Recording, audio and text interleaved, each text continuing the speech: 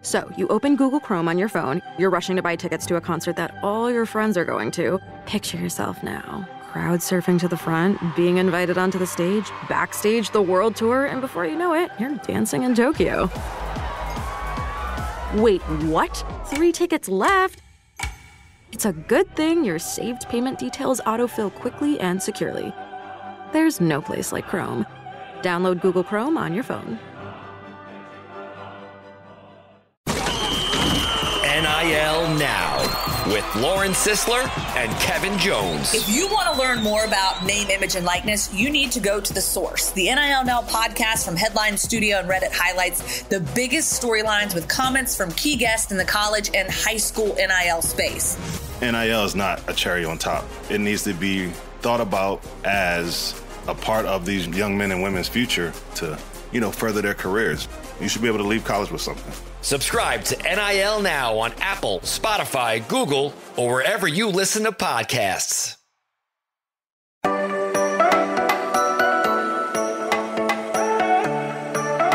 we are in a new week and a new phase of the offseason as the Bengals are back in the building as the team commences phase 1 workouts of the offseason with the draft just less than 2 weeks away. Who was in the locker room? Who wasn't, and why does that matter? We're going to break all of that down right here. Welcome into another pre-draft offseason edition of the Strictly Stripes podcast. Muhammad Ahmad, Mike Nislik, and Andrew Gillis here to start off another week for you. And before we get into the thick of things, we want to remind you guys to sign up for our Strictly Stripes newsletter that we've been talking about on this podcast. It's very easy to sign up. Just go to cleveland.com/newsletters. And when you sign up, click on the Strictly Stripes newsletter. It's free. It takes just a couple seconds. You get a newsletter in your inbox every morning with all the latest news and opinion and analysis from me, Andrew, and Mike. Again, cleveland.com/newsletter. So yes, bright and early in the morning, the Bengals, like we mentioned, they had their preseason workouts back in the building really for the first time since the end of the season. And a lot of things to get through, a lot of stuff from Zach Taylor and a lot of eventful things going on. But one thing I wanted to kind of talk about was there's something that Zach Taylor said that was kind of interesting that I think, you guys would probably agree with. He was asked, is Irv Smith Jr., the tight end the Bengals added in the offseason, is he going to be kind of what Hayden Hurst last year was as a starter? And he pretty much said that's going to be the case, but, he didn't rule out any competition in that, tight end room as well, which I think is kind of the cookie cutter answer. But I think it was kind of interesting, though, that he essentially mostly confirmed Irv Smith as the guy in that room. So do you guys think he was kind of playing coy there and throwing smoke grenades, or do you think, he really looks at Irv Smith and says, hey, you're going to be our Hayden Hurst. We brought you in. You're the vet, and you're going to be the guy going into the season? Where do you kind of sort of blur the lines there with what he said? Yeah, I think it's a little bit of both, right? I mean, it's a week before the draft, a little over a week before the draft, I guess. No coach at any point no coach, no GM at any point during this part of the year is frankly going to be honest with you. And I don't mean that, they're just, I don't mean that in a derogatory way that they're just spewing lies. It's just that, why there's no benefit for Zach Taylor to get up there and say, hey, look, Irv Smith is our tight end and we're good because, you got teams at the back half of the first round that, hey, maybe what if they want a tight end or early part of the second round? You don't want to give any other team any unnecessary advantage. So, I mean, I think he was, I think he's telling the truth in that, Irv Smith is their tight end right now. I think one of the things he said, which I think was the most illuminating was, hey, look, this doesn't kind of put us into any corner. And I forget the exact quote, but the essence of it was, hey, look, we don't have to draft a tight end now because you have Irv Smith, and he said they view him in the Hayden Hurst role. You have him, you have Drew Sample, you have Devin Asiasi. And to me, that quote told me if they have to go in with those three into the 2023 season, they're going to feel okay about it. And that's kind of where Drew Sample's re-signing helps them. Because if you didn't have Drew Sample, I mean, you need a tight end. You absolutely need a tight end. Now, if you don't leave with one, if Michael Mayer is the only tight end you have that you want in the first round and he's gone by 28, you're not kicking yourself or you're not freaking out because you don't have any of their options. So, I think that he's just kind of looking at it as, hey, look, we're good right now. And if he likes Michael Mayer or Duke Tobin likes Michael Mayer and he's there, or Dalton Kincaid or whoever it is, then they can pull the trigger. But I think that the big thing to hone in on there is that, right now they're not really forced to do anything. Well, I think that part of what you said that's true is what he said today is true today, but tomorrow it might not be. So, I mean, if they draft Michael Mayer and, there's your guy, right? I mean, I think that... What did you say, Michael Mayer? What? You said Michael Mayer? Mayer, sorry. That he'd be your guy in passing situations. So, I think you're not going to tip your hand, and you're also going to talk up the player you just signed. You're not going to say, right, well, Irv Smith's not good enough to do that. That'd just be insane, right? So, it's standard kind of what a coach would say. I still think they need a tight end. I think they'd be crazy to go in with that tight end room. I don't think that's all that impressive in terms of what they want to do in the passing game, but that, I guess, just might be me. So to that note, Mike kind of raises a point that I was going to ask both of you is, with what the tight end room looks like now. I mean, Mike is kind of saying, yeah, not a good look. Really need a tight end. Andrew's saying, yeah, you need a tight end, but it's also not the end of the world either. I mean, at that point, you mentioned Mayer, but regardless of who's on the board at 28, Mayer, Kincaid, or whoever, with Sample coming back and the supposed confidence in Irv Smith, does that maybe take the stress off of taking the tight end in the first round versus the second or third round like we kind of had in some of our mock drafts in the last week? Oh, it absolutely does. Because, look no further than running back. When we did our mock draft last week, we were sitting around kind of saying hey, look, this team definitely needs a running back at some point. You have to draft a running back. You have to draft a running back. If you don't have Drew Sample, we would have been saying the same thing about tight end, and they would have been saying the same thing about tight end. Right now you're not really boxed into any corner. And, he mentioned today that, you've got the three receivers that you have. They run 11 personnel a whole heck of a lot because you're not going to put two tight ends out there and, take Tyler Boyd off the field or, there's just really no need for that. And, they want to play to their strengths. And now you're feeling good about kind of where you're at the tight end position. Although this is a really good tight end class. So if you're round 2, round 1, round 4, whatever, and there's a tight end you like, you can pull the trigger, but you don't have to. No, I think that makes a lot of... I'm not sure how much it matters, though, because they're at a spot in the draft order, and especially in the first round, that it might be your best value and kind of incumbent upon you to jump on one. I think at number 28, there's a handful of guys that would be a really good pick there. And so, even if it's not as much of a need, right,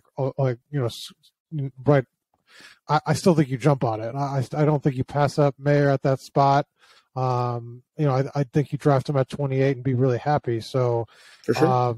You're not forced into it, but I think you jump at the chance if he's available. Yeah, I think that's a good way to look at it is if Michael Mayer's there, I don't know why you wouldn't take him. Especially depending on who's on the board, obviously, which we don't know. But even then, I don't know how you can pass up on a guy like that, like Mike said. But say he is gone and he gets to the second, third round. We've talked about Luke Schoonmaker, great guy if he's available. Davis Allen out of Clemson's a guy that I had. PFF wasn't a fan of that on my draft board, but I don't think the Bengals care about what PFF says. So you've got Davis Allen and a lot of other names, mix in between there. I guess, the interesting thing with the Irv Smith talk is, I was kind of like Andrew said, I was, really a little bit surprised when he said that. Although granted, it's this time of the year where, you're going to get your cookie cutter coach speak answer. But if you kind of look side by side with what Irv Smith Jr. brings versus what Drew Sample brings, it's kind of crazy. It's very similar because, they're both going into their fourth seasons. Ironically, they were both drafted in the second round of the 2019 draft. They were only drafted, I want to say, a few picks apart. They were kind of mid to late second round. And then they both struggled with injuries. Smith missed the entire 2021 season with a meniscus injury. Sample missed almost the entire 2022 season, his own injury. And then, I think 2019, Sample's rookie year, he missed some time. This year, or this past year, Smith missed some time with injury. So you've got two injury-prone guys with the same experience, built very similarly. Obviously, Sample's a lot bigger. He's a bigger body, and that works better for blocking. But I don't know. I just don't really feel like I look at Smith and I'm like, other than maybe his fluid movements and his route running, which I think will be tweaked a little bit to the Bengals playbook, I don't really see how he kind of sticks out in that sense. So, do you think it's fair to say that Drew Sample should have a shot at winning the starting tight end role, competing with Irv Smith and whoever the Bengals draft in this year's draft? He'll be their main kind of blocking tight end, I think, but I don't see him competing for, if they draft a guy that's, like a Mayer who's a pass-catching tight end, I don't see how he would be able to compete in that spot. Just because he lacks kind of the breakaway speed, the athleticism. You play to your strengths. I don't think you force it when he's that's not really his strength. What if they don't draft Mayer? Do you think there is still a chance, or at that point, do you just look at him as a strict number two, kind of like he's been the last couple of years with Hayden Hurst and CJ Uzomah? A blocking tight end. I think that's what he is. Do you concur, Andrew? I think you're going to give. I think that's one of those positions where you're going to let training camp kind of dictate that. If Drew Sample comes in and he plays really well, then why not? You can kind of make that more of a rotation, and they're, like I said, and like Zach said today, they're not going to run 12 personnel. They're not going to have two tight ends on the field a whole heck of a lot if all three receivers that they have are healthy. And especially, God forbid they draft another receiver. If they pick a receiver in the fourth round, the third round that comes in and, it shows that he can play right away. The numbers are not going to be there for tight ends getting on the field. So I think, maybe you can get a rotation. You can get, you mentioned, Mohammed, that Drew Sample's 2 inches taller. He's 20 pounds heavier. Irv Smith is a little bit more of a receiving threat. So I think that Drew is going to be given a shot. I don't think you can just dismiss it out of hand, but, you brought in Irv Smith for a reason, and, he's going to get every chance possible to kind of earn that number one gig, but he's still got to earn it, I think. You can't. I did dismiss it out of hand. So how dare you? No, but to me though, tight end is one of those positions with the Bengals. You could say you're competing, but it's not. Right. They're going to compete, okay, but it's not going to be. He's not going to be the starter. But so I guess my point is that you can say I think this is a good thing to say with maybe safety, Dax Hill and Nick Scott are going to be your two starting safeties. You can say, if you draft a third round safety, Tyson Anderson and Mike Thomas, you can say, okay, those guys, every position's up for grabs.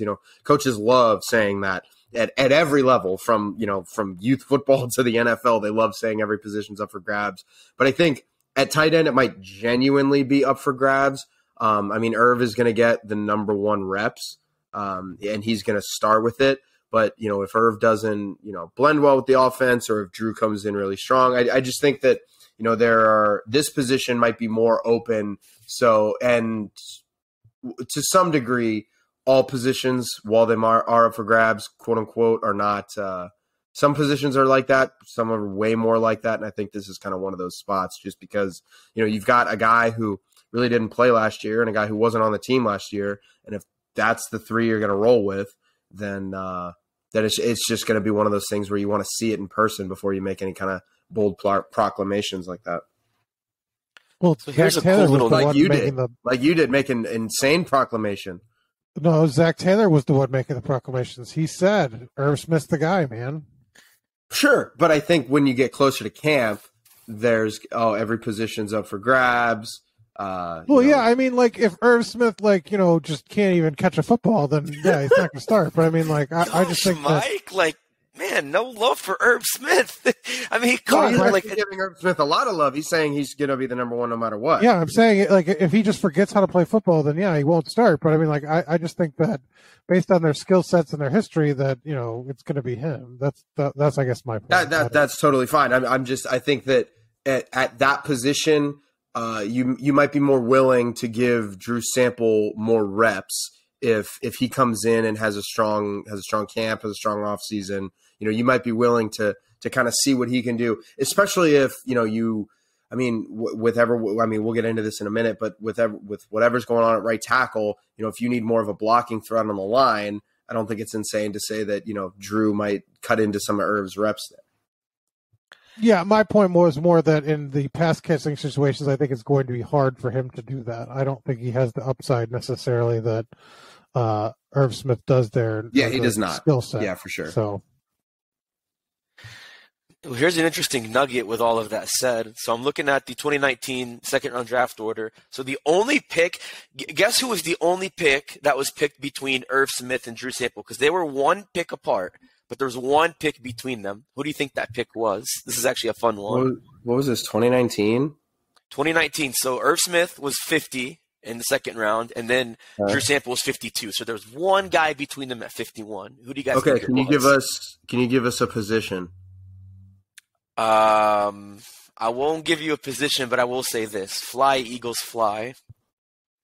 God. Actually, no, I'll be more generous. Fly, Eagles, fly, wide receiver. Oh, well, then it's A.J. Brown. Yeah, that was easy. I was gonna say Miles Sanders. You gave me the layup. So he was close. Miles Sanders was right after Drew Sample. He was 53. So you were actually very close, Andrew. That was a good one. So yeah, it was in that order. It was Irv Smith and A.J. Brown, Drew Sample, Miles Sanders. And the Eagles ended up winning that because now they have both Brown and Sanders from that draft because of, the Titans' boneheaded trade. But on that note, when we come back, we're going to talk about right tackle, talk about why the attendance of practice today mattered and maybe why it doesn't matter for some positions, plus much more to come right here on the Strictly Stripes podcast. All right, thanks for staying with us on the Strictly Stripes podcast. We're going to talk more about voluntary workouts for the Bengals to open up the offseason. But before we do, Andrew, you've been all over subtext, just like Mike and I have been in the last days and weeks, talking a lot about our mock drafts, updates on what's going on with the team. I was going to say, what do you like most about subtext, and what do you think is so interesting about, kind of the way we engage with our subscribers over text? Well, I think now's the right time to do it. We got, like I said, a little over a week until the draft. So you can subscribe to Subtext, cleveland.com/Bengals. Go to the blue banner. We would love to have you. We'd love to talk to you about what's going on behind the scenes, tell you what's going on with Zach Taylor, in the locker room, just kind of various conversations we have. You get some of our thoughts here that, maybe we can type out a little bit more cleanly than we can say on a podcast. But yeah, it's a good time. We love communicating with you guys, and we love to talk to you guys, hear your thoughts on things, and it's a great time to sign up. Like I said, just because we're at that time of the year when you want to know everything possible, and I think Subtext is the way to do it. You said it best. And again, if you want to sign up, go to cleveland.com/Bengals. Click on the blue banner at the top of the page. $4.99 a month to join, but it's a 2-week free trial to start, and you can cancel at any time. But like I just said, and like Andrew said, and like I've been saying, you're not going to want to cancel because this is where the fun is at. This is where the party is at. So make sure you sign up, cleveland.com/Bengals. Okay, so obviously when you look at some of the attendance of starters who were not there, just to kind of make it easy, because they're, these are voluntary, so obviously not everybody's going to be there. But if we're looking specifically at starters who were not there, I'm just kind of pulling this up here. So you did not have Sam Hubbard, which I don't think really matters. None of the starting wide receivers were there, so that would mean Tyler Boyd, T. Higgins, Jamar Chase. Chase and Boyd, again, same thing, but Higgins we'll get to. Unsurprisingly, no Jonah Williams, which we're going to talk about. No Lyle Collins, which I'd imagine is because of the injury. And an interesting one that I think we should discuss too, Logan Wilson also was not present. So like I said, with Hubbard, Boyd, Chase, Collins, not much to worry about there. But with Williams, obviously with his situation, having requested a trade with the Orlando Brown situation, I would expect him not to be there. And of course, he's also still recovering from his knee surgery that he had, not long ago, about a few months ago in the offseason. There was an interesting question, and of course, this is maybe the typical cookie-cutter answer you'll get from Zach Taylor, but he was asked, do you think Jackson Carman can play at right tackle? No hesitation, basically said absolutely. Talked about he stepped in at left tackle last year with Williams' injury. Said he expects him to do the same competing at right tackle with, that situation. And, of course, Lyle Collins and his health.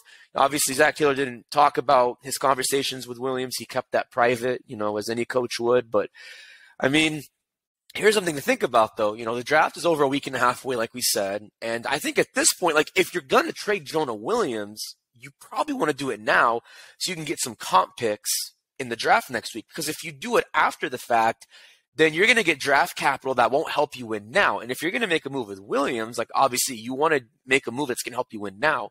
So with Williams, if the Bengals don't think they can come to a resolution, if he's clearly unhappy and disgruntled, are they sort of ticking against the clock to trade him before the draft? Or do you still think that, if it's after the draft and they can't get something resolved, there's still room for a trade that can help the Bengals win at some point?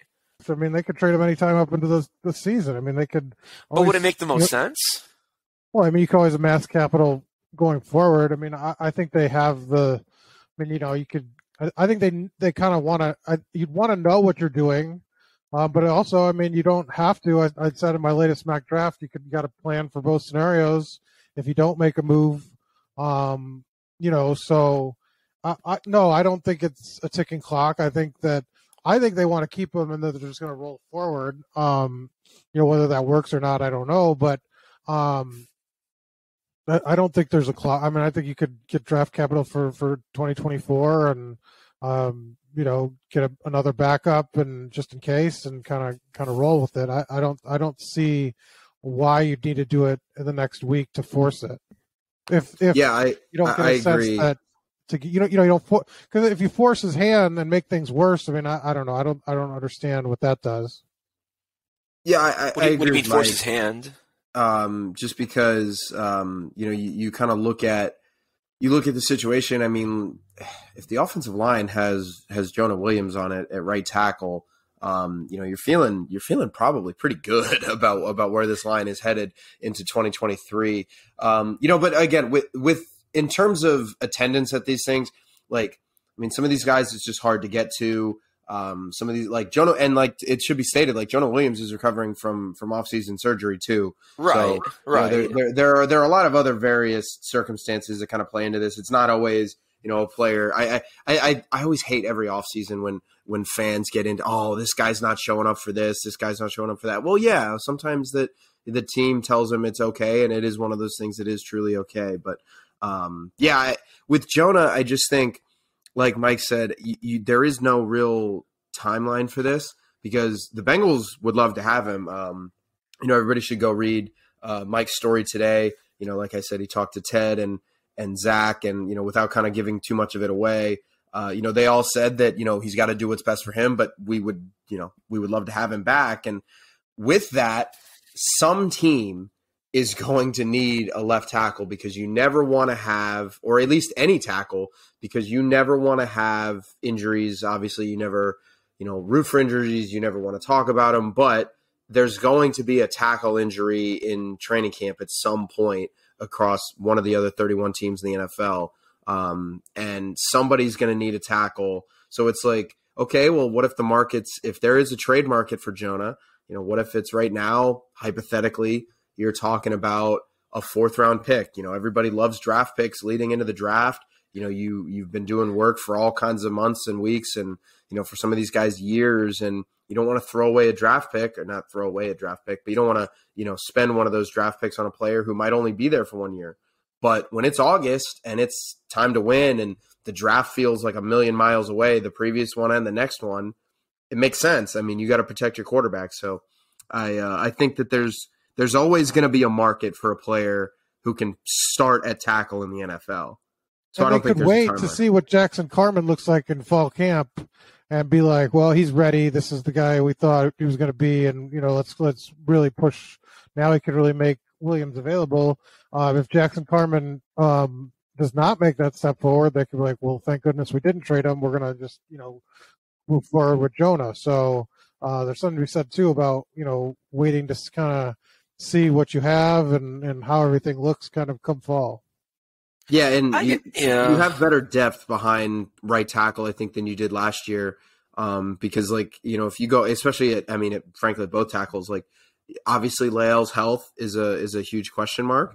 But if you go into next season, saying, okay, here's where we're at, we need blank, blank, and blank kind of to step up in training camp, you're feeling good about the options that you would have at tackle there. I mean, if Jonah, let's say you do trade Jonah at some point between now, as we do this, and week 1, you've got, Leal's health is obviously, that's the big question mark. But assuming he's even not ready, you probably feel pretty good about, hey, we have Jackson Carman, we have Cody Ford, we have Akeem Adeniji down the line.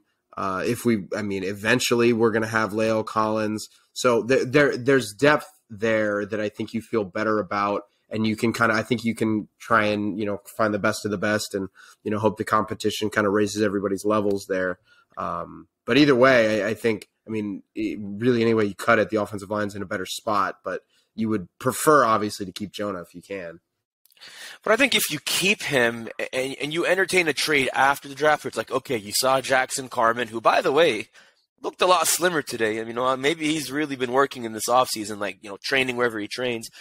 He's in good shape, and so maybe there is an actual confidence that Zach Taylor has in him. But let's say, okay, you look at him, he looks pretty good, and you don't know about Leal Collins, but regardless, Jackson Carman looks good. I think that would be okay because, obviously, they did the same thing with Billy Price. They waited to trade him less than 2 weeks before the regular season. You get BJ Hill out of it. It's one of the best trades Duke Tobin's made in the last decade, when you look at what he's done since that point. But I think if you're going to trade Jonah, it has to be something where you can win now. With BJ Hill, when they traded to get him for BJ Price, that was a win now move. Because obviously when Larry Ogunjobi got hurt in the playoffs, BJ Hill made a huge difference, down the stretch in the AFC Championship in the Super Bowl. But if you're going to trade for a 2024 pick, I think that's fine. I'm not saying he's not worth a 2024 pick, but you want to win now. If you're going to trade Williams, you need something that's going to make you win now. And I don't know if that means getting a player for player swap, which I think is not impossible, but it has to be a perfect fit like it was with BJ Hill. Which is why I think, if you're not so sure about what you can get after the fact, but you think you can get draft capital now, in 2023, a week and a half away, then absolutely go for it. Because then maybe you can do more building in the draft at running back, and you can do more things with other positions like we've talked about with corner and, what have you with, the defensive line. You need to, work on the trenches. And then even like Mike said, still add a depth piece at that point if you think you can trade him beforehand. So win now mentality. Win now mentality is what it's all about. I guess as far as other names go, like Andrew said, there's not always something worth reading into when it comes to who's there and who's not. But, I don't think it's shocking that obviously, T. Higgins and Logan Wilson, both eligible for extensions this offseason, haven't shown up. Do you think maybe those guys are waiting to get an extension done before they commit to a workout program? Or do you just think maybe they're living their lives doing God knows what right now? Well, I think that I wouldn't go that far. Logan Wilson, he's from Wyoming. I don't know where these guys train, where they go, because I haven't asked those guys personally. But again, this is just I don't think that you can read pretty much anything into that voluntary discussion or voluntary workouts. I don't think you can have a discussion about that until you hit the mandatory part of the year, or really even training camp. It's a voluntary workout, and some of these guys might be rehabbing something. Some of these guys might be home. Some of these guys have personal stuff, this is the time of year where, you kind of need to get, everything in order in terms of, living your life. You need to have a life as a human being too. So, they've got a lot going on. The voluntary stuff is whatever. That's not an issue until you get further down the line. Yeah, no, I think that makes sense. And I was thinking the same thing too, but it's a very different situation, but with Jesse Bates, it didn't really become a thing until obviously he skipped the mandatory training and he missed, all of training camp. But I mean, it just makes you wonder, obviously, like, because T. Higgins said he wants to get a deal done. Not that, like, he absolutely has to in the way that Jesse wanted to, because Jesse was already done with his contract by that point. He got tagged. So if this was 2023, I'd say, okay, different story with T. I think with Logan, I mean, again, obviously, I think we've talked about it. He probably won't get extended this offseason unless the Bengals make a surprising move. So for him, I'd probably think it's just him living his life on the ranch in Wyoming or wherever he comes from. I guess, yeah, Casper, Wyoming, which I've been through there, by the way. Not a bad place. I used to live in the Mountain West, for those who don't know. But yeah, no, I think obviously, like you said, give it a couple weeks. Once the mandatory stuff starts to pick up, then I think those are conversations worth having. But just wanted your all's thoughts on that. Well, stay with us because, of course, the big news today that we're going to talk about on Tuesday is Jalen Hurts is a very, very rich man, highest paid player in NFL history. What does that mean for Joe Burrow and his potential extension, along with other members of the 2020 draft class like Justin Herbert? We'll talk about that tomorrow. We're going to revisit the Bengals 2020 draft class as we talk about that as well. But once again, for myself, Andrew, and Mike, I'm Muhammad Ahmad. We will see you on Tuesday.